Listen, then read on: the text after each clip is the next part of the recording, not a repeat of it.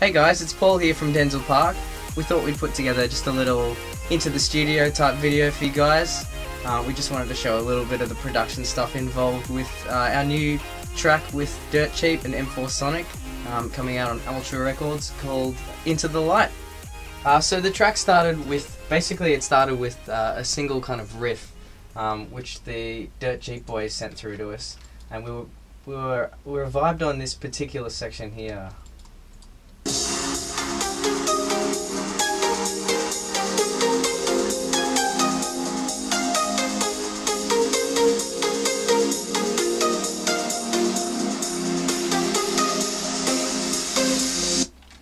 So it was just an 8-bar loop, and basically Cam had this kind of idea to change the nature of that loop, to change the nature of that riff into kind of a more 80s kind of vibe sort of style. So we jumped in and loaded up this old beast, the Pro 53, which is a sort of an old school Native Instruments synth, and we just picked it out because it has those kind of really 80s sounds, and so we wrote out some slightly different MIDI for it and came out with this.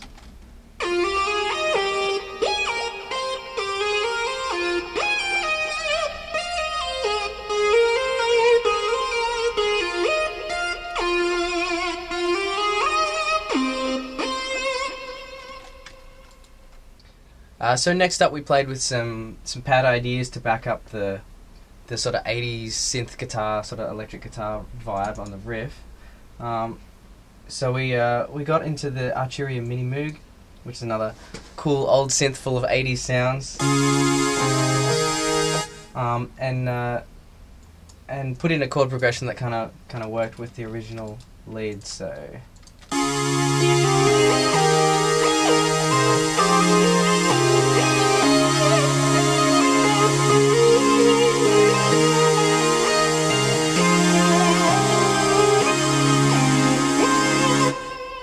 So in there, I don't know if you can hear over the little microphone, but there's some little sort of modulation things in there just to vibrato it up on certain kind of important notes and just make it feel a little bit more, you know, legitimate 80s kind of feel.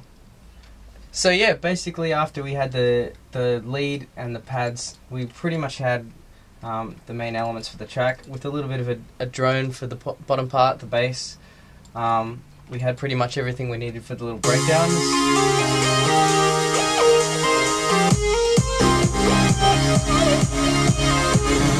Just added, you know, like a kick drum and a basic couple of little hats, just to create the basic groove when it kicks in.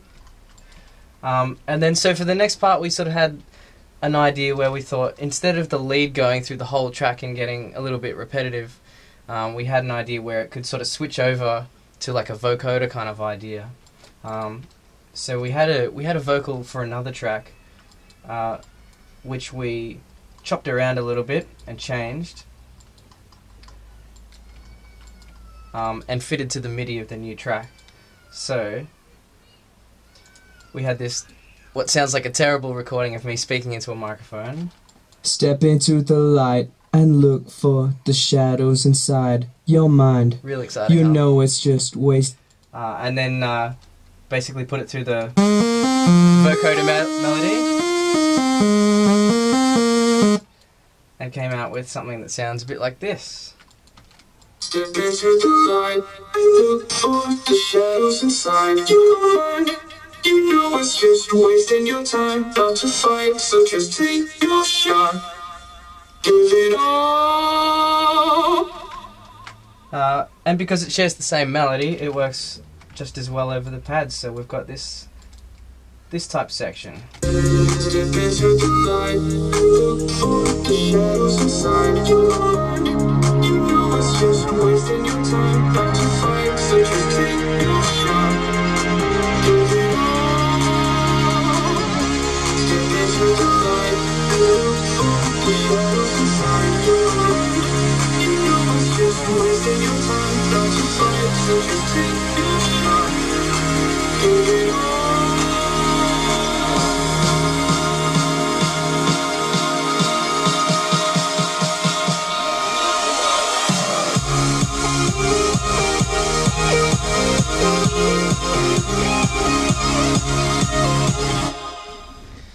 So there we go. That's pretty much the basic parts of the track right there.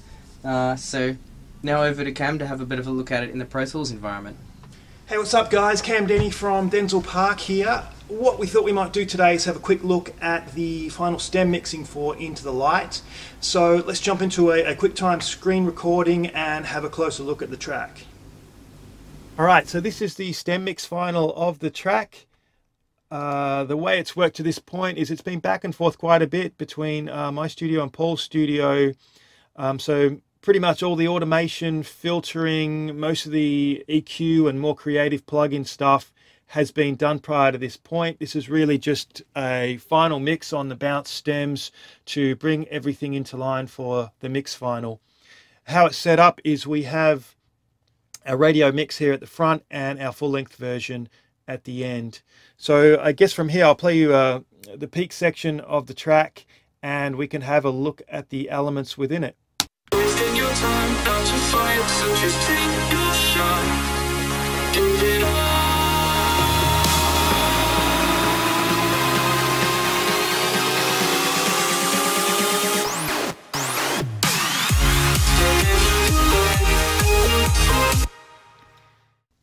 So if we start to break it down, first up we've got our kick. This guy's been around the block many times for us, so we haven't had to do too much to it. I've just added a little additional compression and EQ using Pro Tools Channel Strip, an Avid plugin. We've got a hat loop. With this part, we've actually broken it into two. We've got a slightly different section for the hat and claps in the break. Because we wanted to give the break a little bit more of that sort of Daft Punk kind of tone, a little bit 80s and funky, which works kind of well in the break.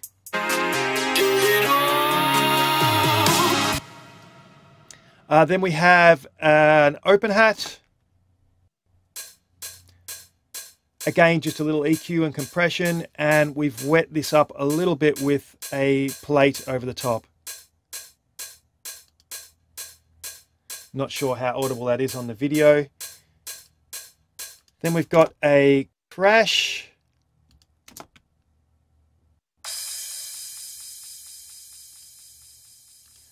A small ride, which was actually a bit of a problematic part, this one. It sort of got a bit lost in the rest of the hat mix. What I had to do just to get it to sort of, you know, get into its own space a little bit more was just add a little bit of chorusing so it sparkles and cuts through the other hats nicely. Then we have a sort of an old school snare here. All I've done with this is just gate it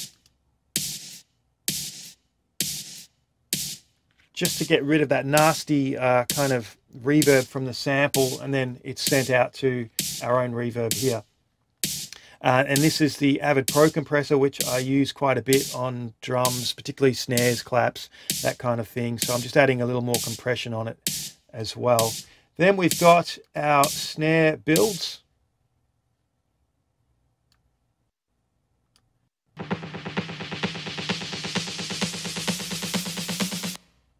With these, I've actually added a sample, stereo sample delay, just to give it a little more emphasis on one side.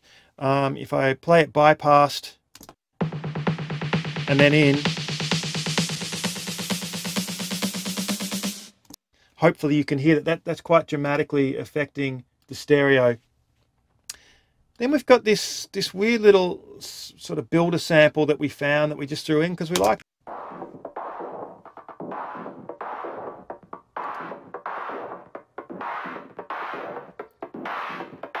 And again, just running out to true verb, or inserted with true verb.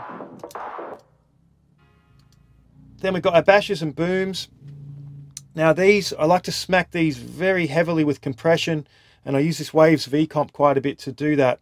Let's have a listen. It just makes them feel very sucked back and very controlled, and makes them a bit more exciting. So let's have a look at the instruments. We've got our bass, which was made in silent.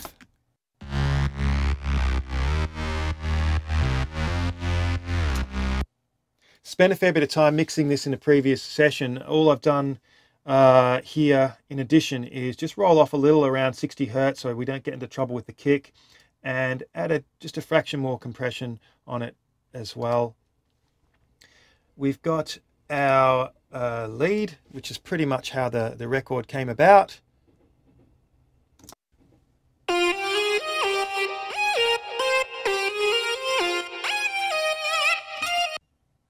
And as you can hear, that was bounced down with quite a bit of reverb. We really like the feeling of that, so it hasn't really, you know, been altered too much at this final mix point. I've just added a little bit of soft compression to it. Next up, we've got our pads.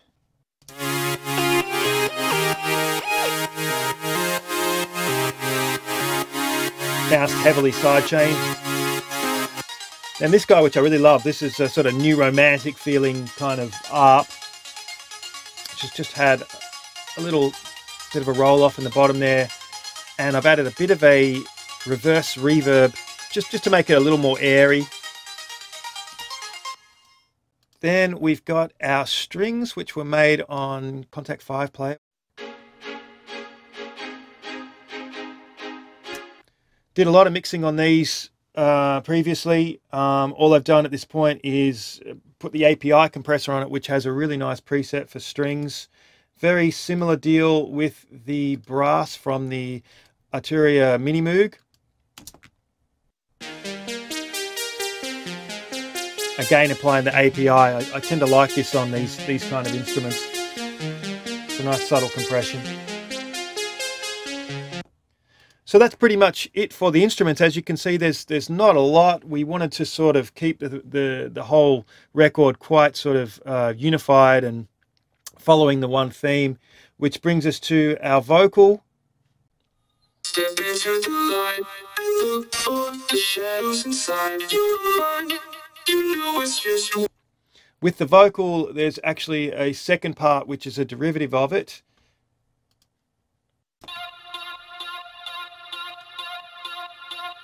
Which again's had a little sample delay and a little chorusing. Not doing a lot, but we felt that this really sort of picked up on the groove nicely and added a nice excitement to it.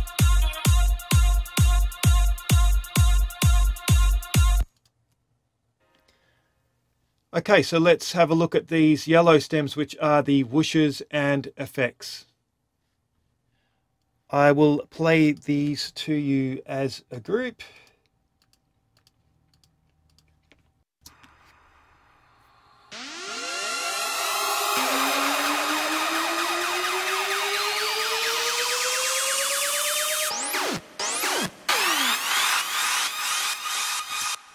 It's actually quite a bit going on with those. What I have done in addition is just send it out to quite a big reverb send.